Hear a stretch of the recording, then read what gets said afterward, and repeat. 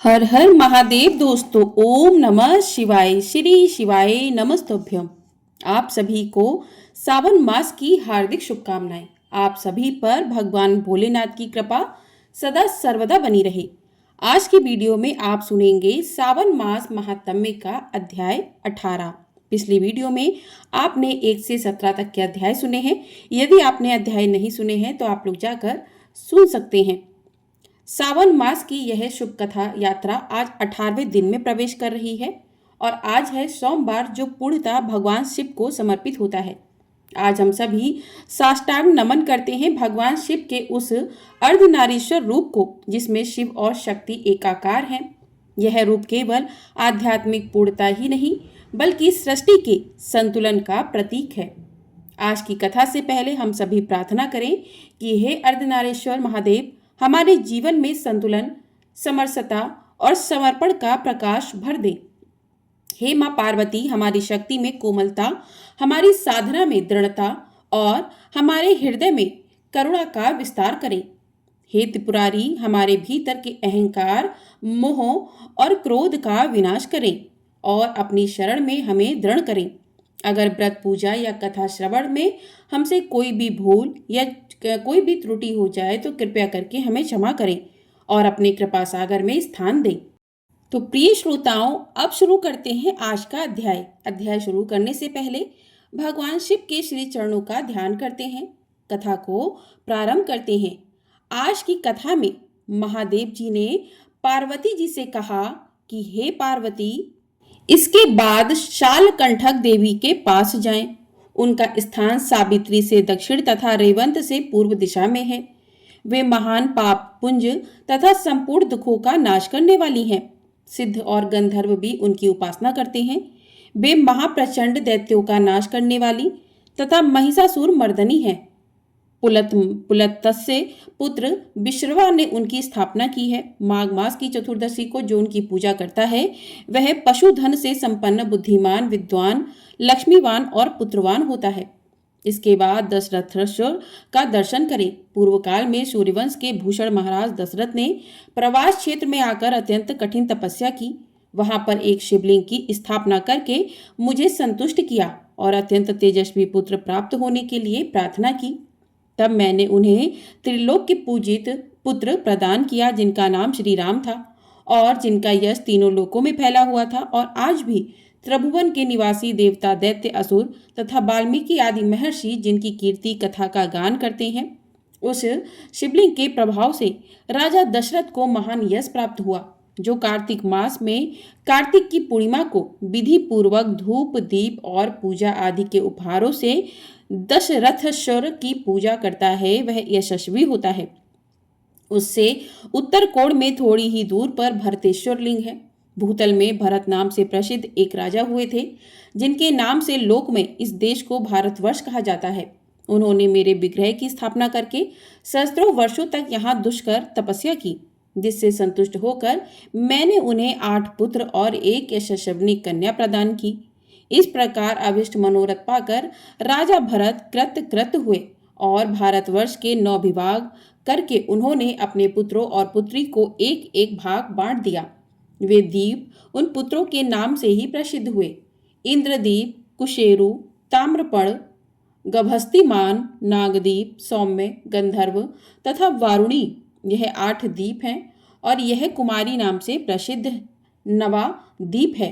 इनमें से 8 द्वीप जो उत्तर में स्थित हैं, समुद्र में डूब गए, गांव और देश आदि के सहित सागर में विलीन हो गए। उनमें से यह कुमारी नामक द्वीप ही अवशेष है। यह बिंदुसर से लेकर समुद्र तक दक्षिण से उत्तर तक फैला हुआ है, जिसकी लंबाई 9000 योजन और चौड़ाई 1000 योजन है। जो भरतेश्वर लिंग का पूजन करता है वह सब यज्ञों और दानों का फल पा लेता है। जो कार्तिक मास की पूर्णिमा को कृतिका नक्षत्र के योग में भरतेश्वर का दर्शन करता है, वह स्वप्न में भी भयंकर नरक को नहीं देखता। सावित्री के स्थान से पश्चिम दिशा में एक ही स्थान पर 4 शिवलिंग हैं। उनमें 2 शिवलिंग तो पूर्व में है और 2 पश्चिम में है। उन चारों के नाम इस प्रकार हैं: कुशकेश्वर, गंगेश्वर, पुरुषेश्वर तथा मैत्रेश्वर। जो जितेंद्रिय मनुष्य भक्तिपूर्वक इन चारों लिंगों का दर्शन करता है वह सब पापों से मुक्त होकर मेरे परम धाम को जाता है। वैशाख शुक्ला चतुर्दशी को वहां स्नान करके ब्राह्मणों की पूजा करें और उन्हें यथाशक्ति वस्त्र दें। सावित्री के पूर्व भाग में गड्ढे के अंदर कुंतीश्वर नाम से प्रसिद्ध एक शिवलिंग है। पूर्व काल में जब पांडव लोग तीर्थ यात्रा के प्रसंग से कुंती के साथ प्रवास क्षेत्र में आए थे, उस समय कुंती देवी ने वहां एक शिवलिंग स्थापित किया जो सभी पाप भय को दूर करने वाला है। कुंतीश्वर लिंग के दर्शन से मन, वाणी और क्रिया द्वारा किए हुए सभी पाप नष्ट हो जाते हैं। पार्वती वहां से अग्निकुंड में समस्त पापों का नाश करने वाला पुण्य तीर्थ अर्क स्थल है। उसका दर्शन करके मनुष्य 7 जन्मों तक दरिद्र नहीं होता तथा उसके 18 प्रकारों के कुष्ठ रोग नष्ट हो जाते हैं। इसलिए सप्तमी तिथि को त्रिसंगम तीर्थ में स्नान करके पुण्यवान मनुष्य उनका पूजन अवश्य करें। सिद्धेश्वर से दक्षिण भाग में 3 धनुष के अंतर पर मांडवेश्वर लिंग है, जो माघ मास की चतुर्दशी को जितेंद्रिय होकर उसकी पूजा करके रात में वहां जागरण करता है। वह यमलोक में नहीं जाता। वहीं पर पुष्पदंत ने कठोर तपस्या करके एक शिवलिंग स्थापित किया, जिसका दर्शन करके प्राणी जन्म मृत्यु संसार बंधन से मुक्त हो जाता है और इस लोक तथा परलोक में मनोवांछित फल प्राप्त करता है। सिद्धेश्वर के पास ही थोड़ी दूर पर पूर्व की ओर क्षेत्र नाम का उत्तम लिंग है। शुक्ल पक्ष की पंचमी को उनका दर्शन करने से मनुष्य को कभी सर्प नहीं काटता। सरस्वती, हिरण्या और समुद्र का संगम देवताओं के लिए भी दुर्लभ है। उसका नाम मिश्र तीर्थ है। वहां का जल सब जलों में प्रधान है, इसलिए वह उत्तम तीर्थ है। सूर्य ग्रहण आने पर उसकी महानता कुरुक्षेत्र से भी बढ़ जाती है। उस स्थान पर किया हुआ जप और दान कोटि गुना फल देने वाला होता है। मंकीश से पश्चिम भाग में कृत स्मर तीर्थ तक 10 करोड़ तीर्थों का निवास है। उसके भीतर रहने वाले कृमि, कीट, पतंग और स्वैपच आदि की भी स्वर्गलोक में चले जाते हैं। फिर शुद्धित्व वाले पुरुषों के लिए तो कहना ही क्या है। कृष्ण पक्ष की चतुर्दशी तिथि को वहां स्नान करके जो पितरों का तर्पण करता है, उसके पितर तब तक तृप्त रहते हैं जब तक आकाश में सूर्य, चंद्रमा और नक्षत्र प्रकाशित रहते हैं। देवी, यह त्रिसंगम तीर्थ बड़े बड़े पातकों का नाश करने वाला है। त्रिसंगम के पास ही मंकेश्वर लिंग है। प्राचीन काल में तपस्वियों में श्रेष्ठ मंकी नाम के एक महर्षि हुए हैं। उन्होंने मेरे विग्रह की स्थापना करके 10,000 से कुछ अधिक वर्षों तक यहाँ घोर तपस्या की थी। इससे संतुष्ट होकर मैंने उन्हें वरदान दिया। तभी से उस शिवलिंग का मंकीश्वर नाम प्रसिद्ध हुआ। जो माघ मास की त्रयोदशी और चतुर्दशी तिथियों को पंचोपचार से मंकीश्वर का पूजन करता है, वह मनोवांछित फल पा लेता है। महादेव जी कहते हैं, हे पार्वती, मंकेश्वर से नैऋत्य कोण में देव माता का स्थान है। वे गौरी रूप धारण करके वहां रहती हैं। सरस्वती देवी का ही नाम वहां देव माता है। उन्होंने बड़वाल से देवताओं की माता के समान रक्षा की थी। बड़वा नल समुद्र में जलने वाली अग्नि को कहते हैं, इसलिए उन्हें देव माता कहा जाता है। जो पतिव्रता स्त्री अथवा पुरुष माघ मास की तृतीया को उनकी पूजा करते हैं, वे सभी अविष्ट फलों को प्राप्त कर लेते हैं। जो वहां शक्कर युक्त खीर आदि से ब्राह्मण दंपति को भोजन कराते हैं, वे 1,000 गौरी कन्याओं को भोजन देने का फल पा लेते हैं। नगरादित्य से पूर्व दिशा में मित्र वन के भीतर जहां बलभद्र ने शरीर छोड़ा है, वह स्थान शेष स्थान कहलाता है। उसी को नाग स्थान भी कहते हैं। जो पुरुष त्रिसंगम तीर्थ में स्नान करके पंचमी को निराहार रहकर नाग स्थान की पूजा करता है तथा श्राद्ध करके ब्राह्मण को यथाशक्ति दक्षिणा देता है, वह सब पापों से मुक्त होकर मेरे लोक में जाता है। नाग स्थान से पश्चिम दिशा में प्रभास पंचक नामक स्थान है, जो परम पुण्य में आदि तीर्थ हैं। उसके पश्चिम भाग में प्रभास क्षेत्र है। उससे दक्षिण भाग में वृद्ध प्रभास है। उससे दक्षिण जल प्रभास है। उससे दक्षिण महाप्रभास है। इसके बाद कृत स्मर प्रभास है, जहाँ शमशान भैरव हैं।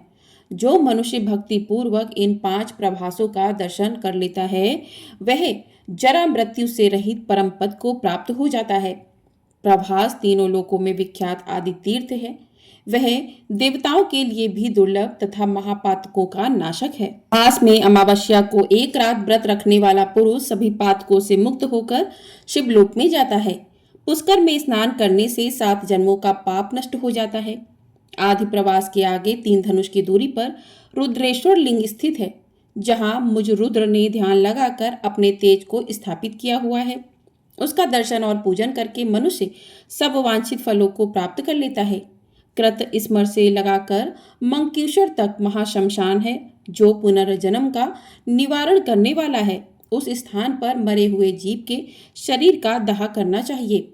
वह कर्म बीज के लिए ऊसर क्षेत्र कहा गया है। वह मुझे सदा अत्यंत प्रिय है। मैं तो कालांतर में भी उसका त्याग कभी नहीं करता। मेरे लिए वह अब मुक्त क्षेत्र से भी अधिक प्रिय है। सरस्वती का जल स्वतः पवित्र है। उसमें जहाँ कहीं भी स्नान किया जा सकता है, किंतु सरस्वती और समुद्र का संगम तो देवताओं के लिए भी अत्यंत दुर्लभ है। सब नदियों में सरस्वती नदी ही पुण्यदायिनी तथा समस्त लोकों को सुख देने वाली है। सरस्वती को पाकर स्वर्ग लोक में पहुंचे हुए मनुष्य सदा के लिए शोक मुक्त हो जाते हैं। सरस्वती का पावन जल पुण्यात्मा पुरुषों को ही प्राप्त होता है। वैशाख की पूर्णिमा तथा चंद्र ग्रहण के अवसर पर तो वह तीनों लोकों के लिए भी दुर्लभ है। अगर सोमवती अमावस्या को वह स्नान का सुयोग मिल जाए तो 100 कोटि पर्वों से क्या लाभ। मनुष्य की हड्डी जब तक सरस्वती के जल में रहती है, उतने ही सहस्त्र वर्षों तक वह मेरे लोक में सम्मानित होता है। जो सामर्थ्य होकर भी प्रवास तीर्थ में सरस्वती का दर्शन नहीं करते, उन्हें जन्म के अंधों और पंखों के समान ही जानना चाहिए। वे देश, वे तीर्थ, वे आश्रम तथा वे पर्वत धन्य हैं, जिनके बीच से होकर सरिताओं में श्रेष्ठ सरस्वती नदी निकलती है। जो त्रिभुवन को पवित्र करने वाली पुण्यदायिनी सरस्वती के शरण ले चुके हैं, वे संसार रूपी कीचड़ की दुर्गंध फिर कभी नहीं सूंघते। प्रभास तीर्थ में सरस्वती नदी स्वर्ग की सीढ़ी है।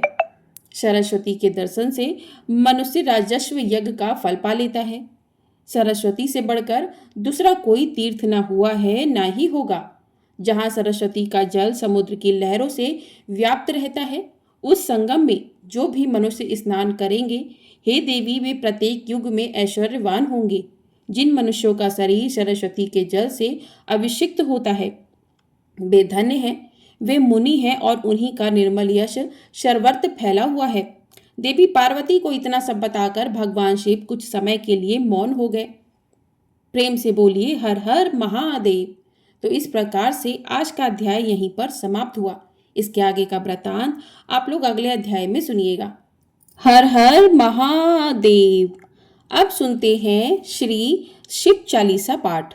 जय गणेश गिरिजा सुमन मंगल मूल सुजान, कहते अयोध्या दास तुम देहु अभय वरदान।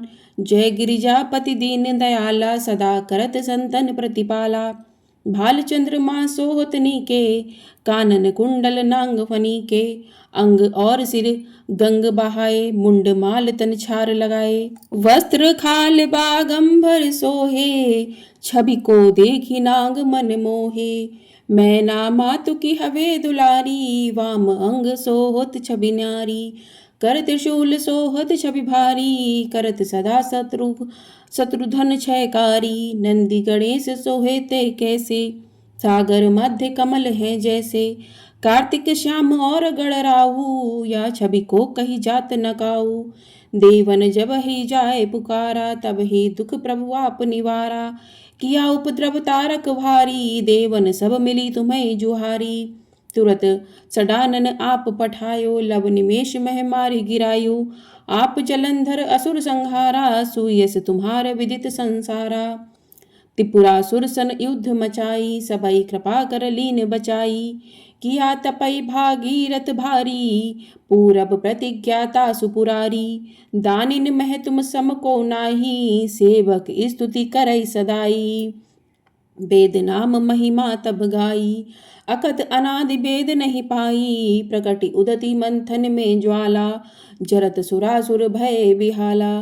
कीन्ही दया तय तहमकारी सहाई, नीलकंठ तब नाम कहाई। पूजन रामचंद्र जब कीन्हा, जीत के लंक विभीषण दीन्हा। सहस कमल में हो रहे धारी, कीन परीक्षा तभई पुरारी।